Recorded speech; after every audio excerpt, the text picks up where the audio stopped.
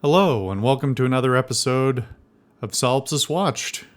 I'm your host, the Social Solipsist, and this week I decided to watch 2008's Frost Nixon.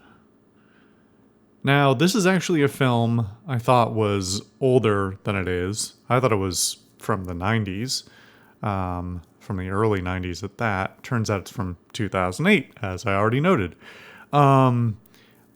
I don't know why I didn't realize that. I don't know. Something about the subject matter possibly made me think that it was just not the kind of thing that would have been made in the mid to late 2000s. Anyway, I am not going to hold back on quote unquote spoilers for this film because it's essentially a historical drama. There shouldn't be any surprises. There's not a lot of plot to speak of in the first place, but I think it needs dissecting. So right off the bat, I'm not going to say that I particularly love or hate this film. It's got some good parts. It's got some bad parts. The plot at hand is that after the resignation of Richard Nixon from the presidency in the late 70s or mid 70s, early 70s, 73, I don't know. Anyway, I was not I was not alive at the time. After Nixon's resignation, he sort of went into some level of seclusion and didn't give a lot of interviews, and was a controversial figure for quite a long time, and with good reason. Continues to be a controversial figure to this day. The plot being that the Frost-Nixon interviews were 28, almost 29 hours of interviews that were conducted between a British journalist and Nixon.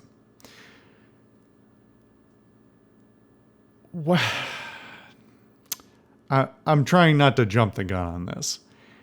They don't do a great job of portraying the fact that it was 28 hours of interviews or 29 hours of interviews.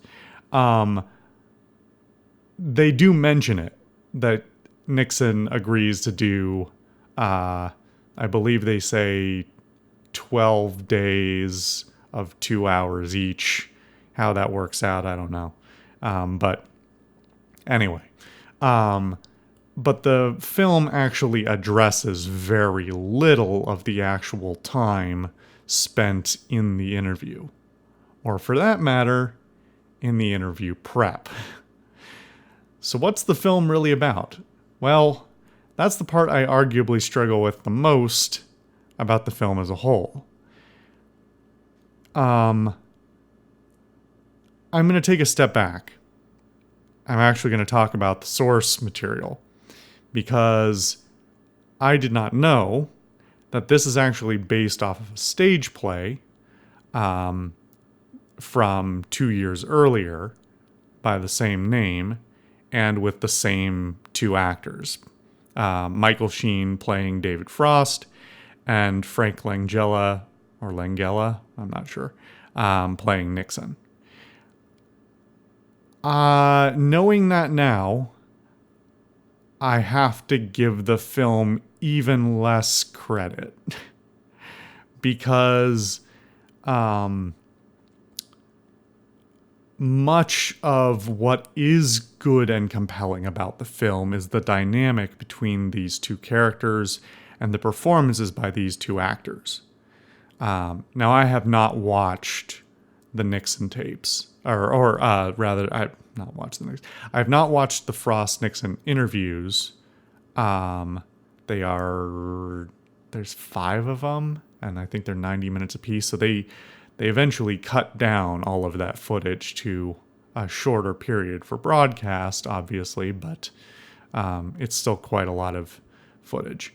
I have not watched them, so I don't have the most the best idea of how it compares to the reality. However, I am aware that the dialogue as delivered is reasonably inaccurate to any of the dialogue that was actually, or any of the content of the actual interviews, with the possible exception of Nixon's infamous line about when the president does it, it's not illegal.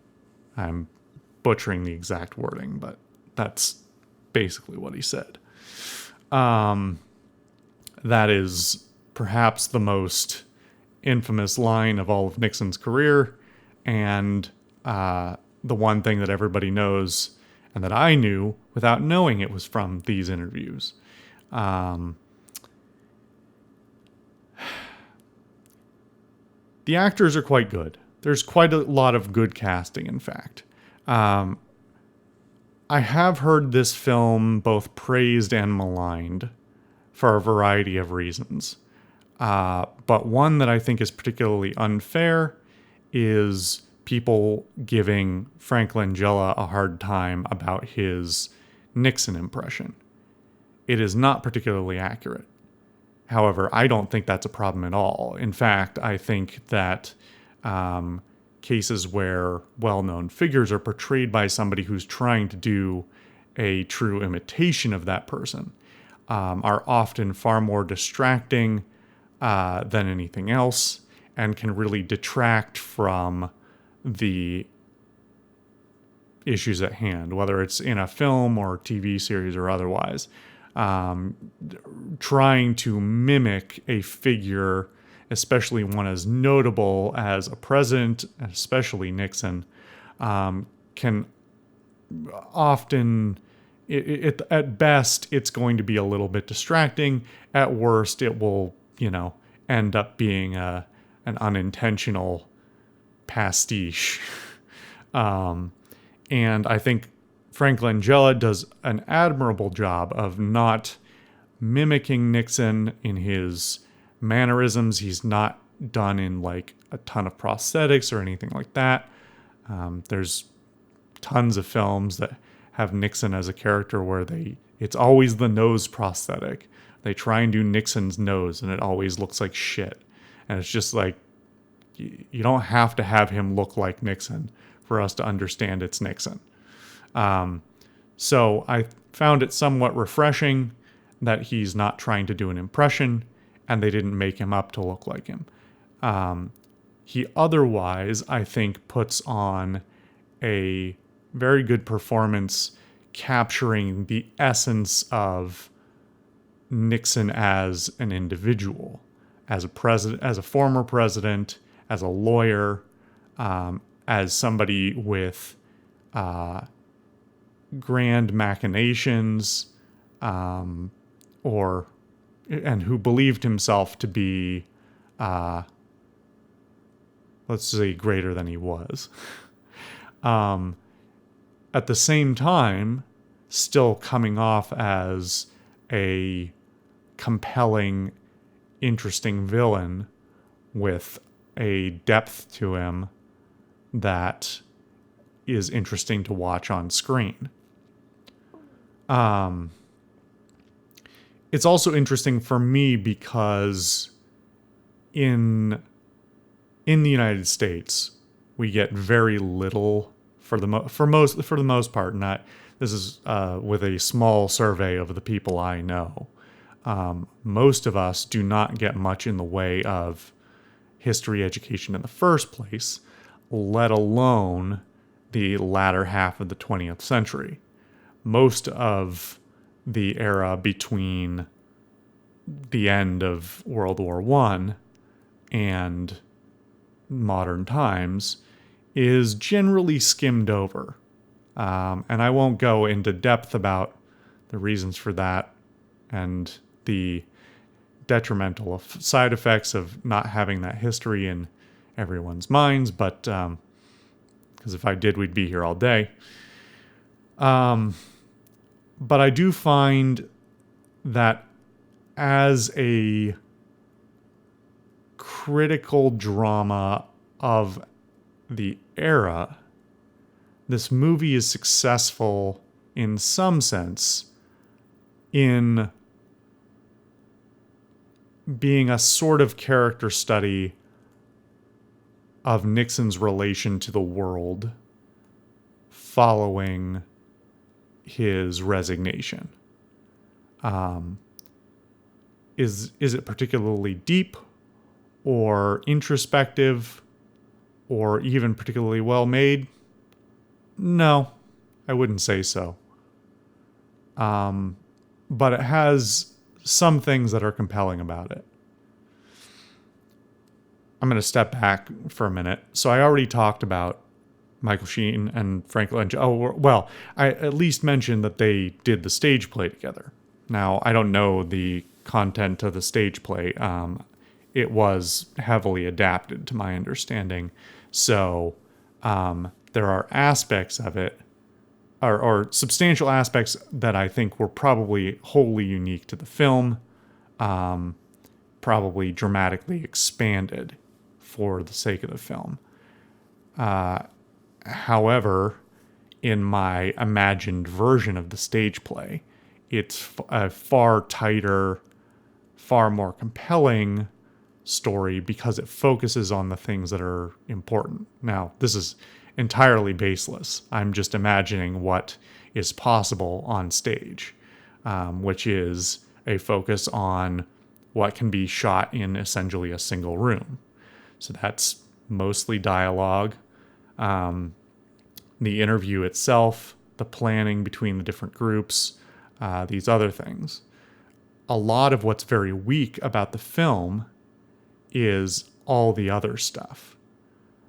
Now, that's not to say that there isn't some good there. As far as capturing the era of the, late 60s, early 70s, mid 70s, the costuming, the styles, the sets, they're not extraordinary, but there's clearly quite a lot of work that went into quite a lot of them. The clothing especially, I think, is interesting. Not extraordinary, but certainly reflective of a certain period in history. To get back to the characters for a minute, Michael Sheen is an extraordinary actor. Unfortunately, in this film, I think largely due to failings of the adaptation and the script, he does not get a lot of opportunity to shine as an actor. I think he's a pretty extraordinary actor in a lot of other things, and I think he's still quite good here. But the depth of his character and the director's ability to show his capabilities is very limited. To direct him well is almost non-existent. It should also be noted that there's a couple of other quite good actors in here, including Kevin Bacon. I did not know that until I started the film. Kevin Bacon actually puts in a very good performance here. It's limited in scope, but it's quite serviceable. He doesn't ham it up.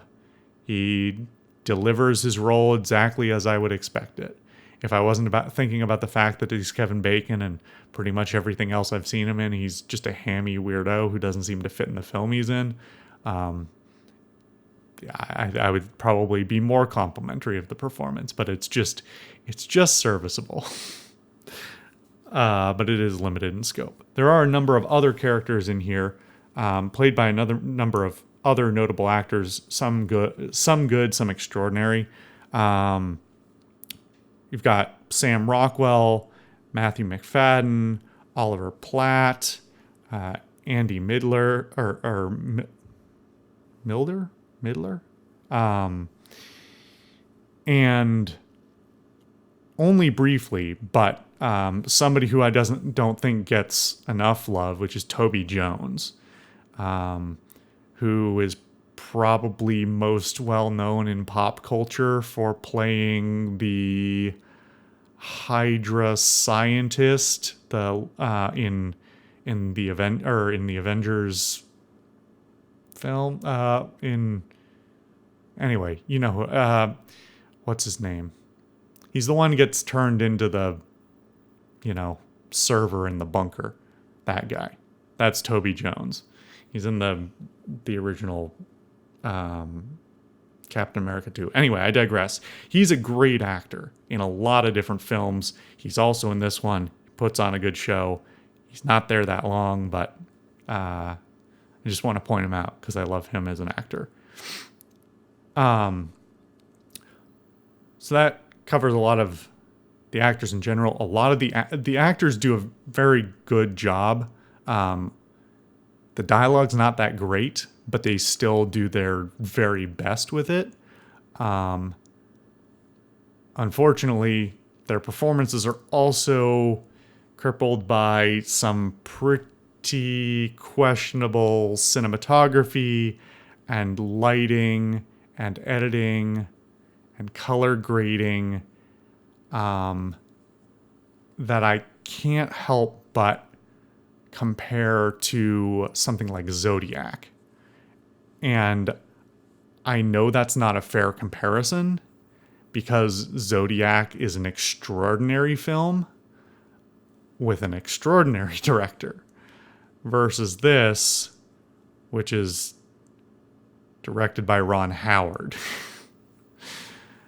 who's not entirely incompetent, but not great either, even in the best of times. I will say, of Ron Howard's work, this is probably the best of his that I've seen, but it's still not great. The comparison I make to Zodiac has in no small part due to the some of the stylized lighting choices. I mean, the comparison is also in the it being a period piece to some extent as well. But this film does a lot of that lighting and style with much less finesse. The color grading in particular is very odd and is variable scene to scene and detracts from a whole lot of just any visual flair that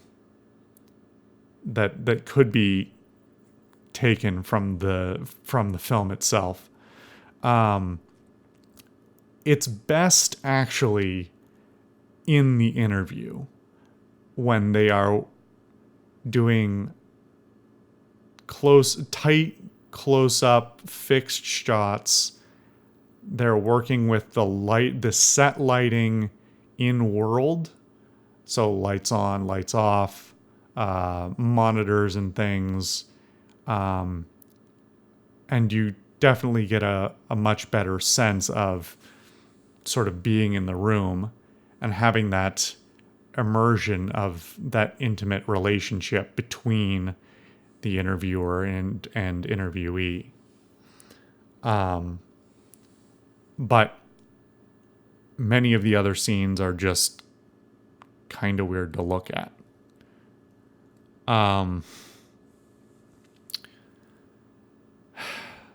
The first sign that was kind of troubling to me was at the very beginning of the film. It opens with period news footage from the time. And it transitions, I don't want to use the word seamlessly because that's very wrong. It transitions into being into the fictional film in a way that it attempts to be seamless, but to me is far more jarring.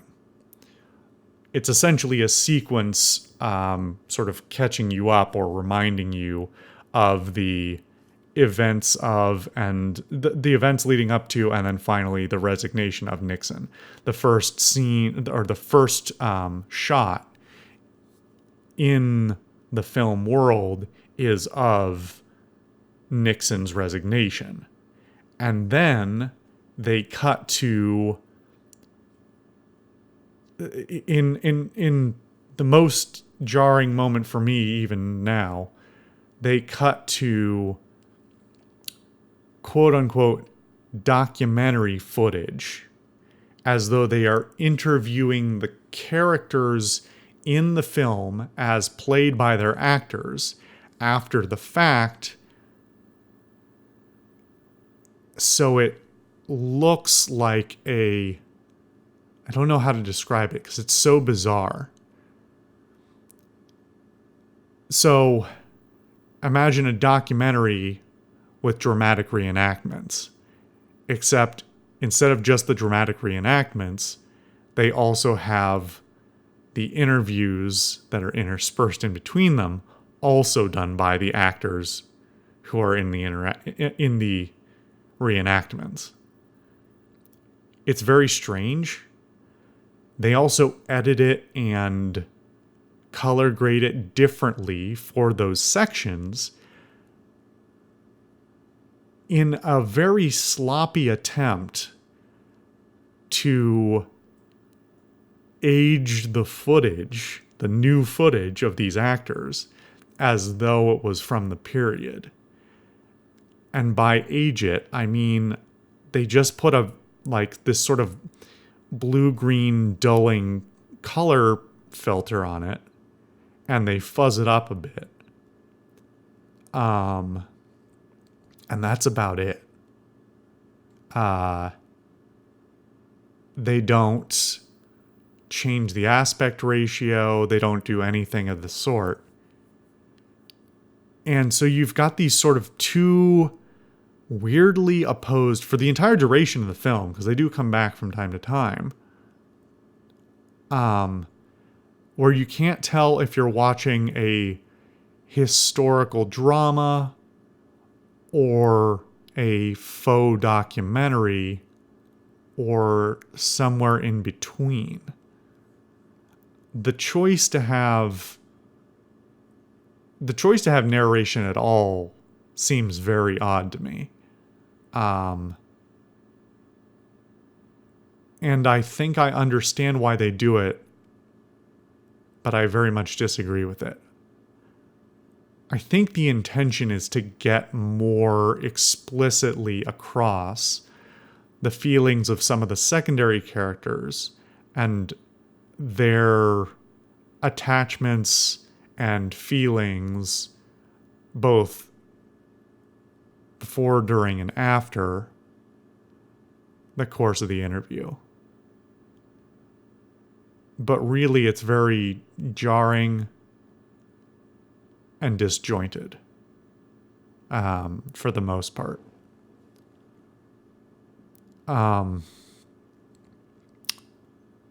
It's really a shame it doesn't stitch together better. It's not theoretically a terrible idea. It's just not that good. What makes it worse is that the course of the film, the lead up is really the idea of Frost getting the idea to interview Nixon, which is not that interesting on its own because we know little to nothing about Frost. We're not really rooting for him. We don't know much about his character. He doesn't seem down on his luck. He doesn't seem to be fighting to survive or anything that really makes him a compelling protagonist.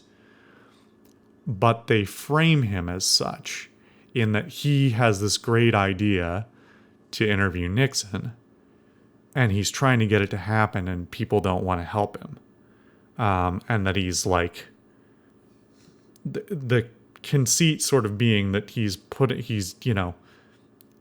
out his own money into it quite a substantial amount to get it to happen because he believes in it. Except for that thought, as much as the movie tries to push it, is never validated by much of anything that's on screen except for some dialogue. You never really see him struggle with the idea of, I might go under for this, or I might destroy my career, or nobody might buy it. He sort of seems a little bit, he seems to question himself a little bit, but still be relatively confident throughout the entire thing, which is also not something you really want to see out of a protagonist who's already doesn't seem to be fighting adversity.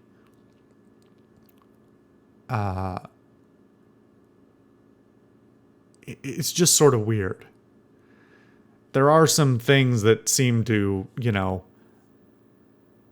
quietly suggest, well, not quietly, it's explicit. It's explicit, but it's poor to suggest that his career is not doing that well, that despite his wealth and his success, that he's lost some shows and things like that. But frankly, he doesn't seem to be actually struggling for how his career is sort of has its ups and downs. So again, not that compelling, even if his life isn't perfect.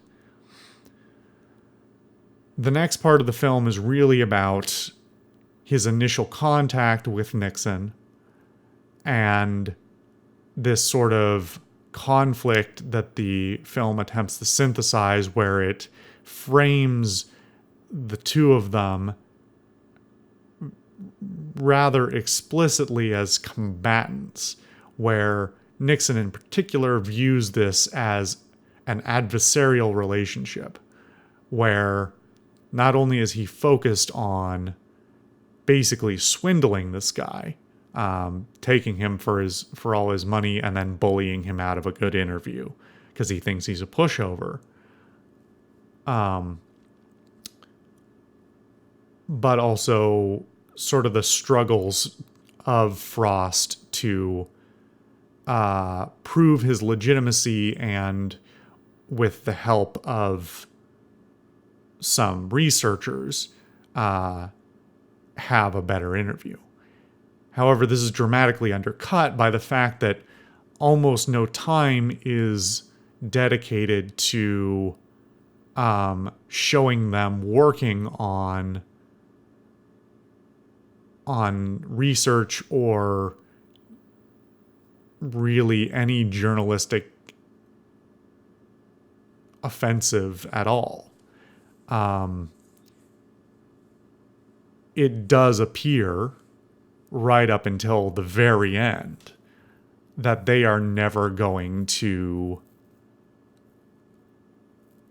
really make an effort.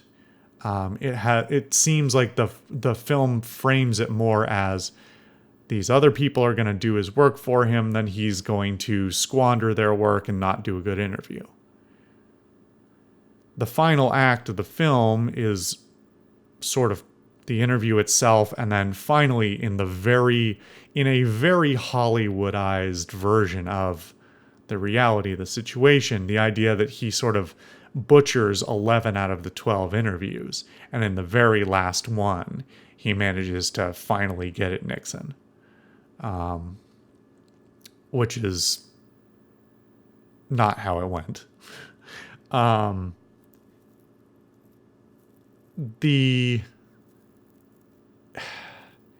This sort of last minute revelation almost feels almost like they screwed up the script or they screwed up the shooting, where they realized 80% of the way through the film that they didn't really have a compelling hook to pull you into the ending.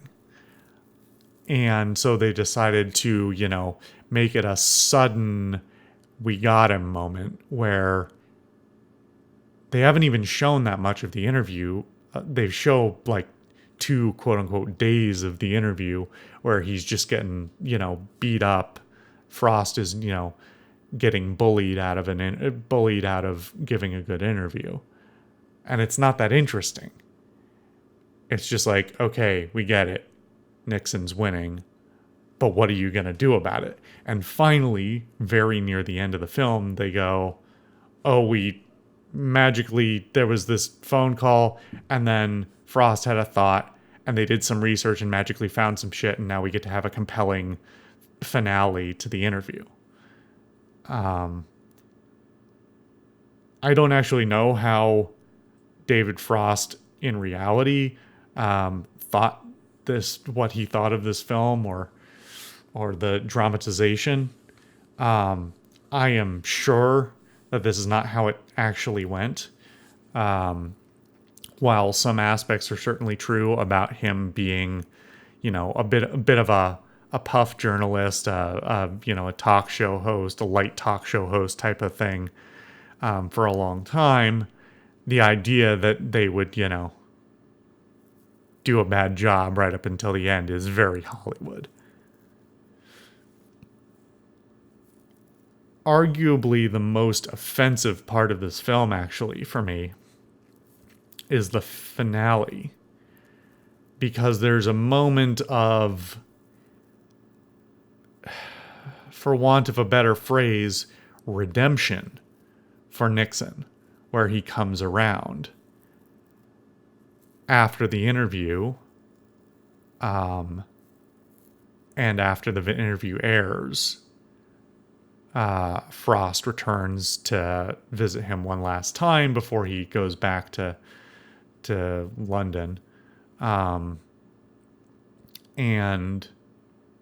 there's this exchange in which Nixon seems not only contrite, but also almost to come around to seeing Frost's view of the events, and is humbled by a gift that he receives that is it's just bizarre.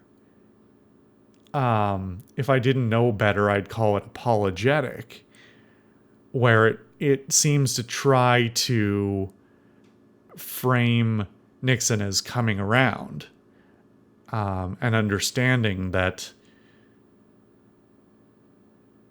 he did wrong, and that maybe the world is not his way, and so on and so forth. It's a very, fluffy ending, where in reality, by all accounts, Nixon's health trailed in his later years, but he never, to my understanding, was never particularly contrite or apologetic, or never showed much in the way of remorse for anything that he had done or any of the choices he had made. He would not be the only one, or that would not be the only interview he would give. And by all accounts, he never came around. He was through and through. He was Nixon to the end.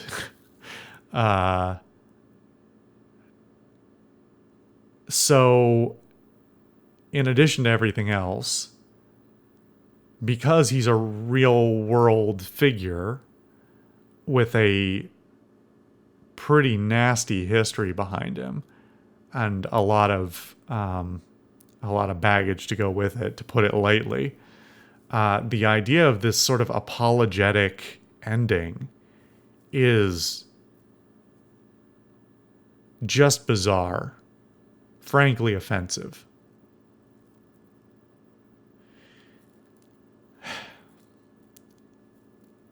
I would have liked to see the original stage play. Something tells me it would have been very compelling. Clearly, between Sheen and Langella, there's a genuine chemistry on screen, as I'm sure there was on stage. But I just wonder how much of that was lost in the translation to not only to film, not only to Ron Howard's bumbling hands, but to Hollywood in general, where it may have been simplified, sped up, made punchy, given extra, you know, weird, spicy stuff to try and, punch it up to make it quote unquote more interesting, and to get away from the stuff that I think which is really interesting, which would have been more of the investigation, more of the interview, more of this dynamic between the two, and all of which are things which are sort of framed and then never really truly delivered on. Anyway, I've sort of rambled on about this film a lot longer than I expected to. The film's not terrible. If you have an interest in the era, or in just seeing some of the performances, I would encourage you to see it. I don't think it's great cinema, but I also don't think it's necessarily deserving of some of the derision it sometimes gets. On the other hand, I know I've heard people praise it as well, and I don't think it deserves that either. So, I don't know. Maybe you'll find it differently. If you've seen it before, or you decide to see it after this and have some thoughts, or just, I try to avoid politics on the channel in general, but if you have a particular reflection on this film in the context of history, leave that in the comments. Leave me your thoughts. I always enjoy that. So, I look forward to hearing what people have to say. Thank you for watching another episode, this time a little longer than usual, of Solipsist Watched. I've been the Social Solipsist, and I'll see you guys next time.